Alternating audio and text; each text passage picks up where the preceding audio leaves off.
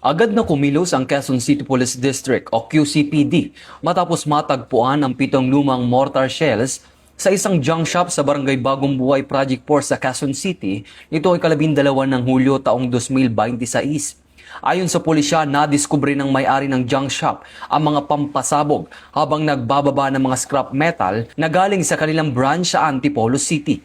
Agad niya itong iniulat sa Project 4 Police Station 8 na mabilis na nag-secure sa lugar at humingi ng tulong sa District Explosive and Canine Unit o DECU.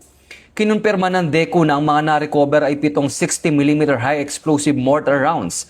Ligtas na inalis ang mga ito sa lugar at dinala sa kanilang pasilidad para sa tamang paghawak at disposisyon.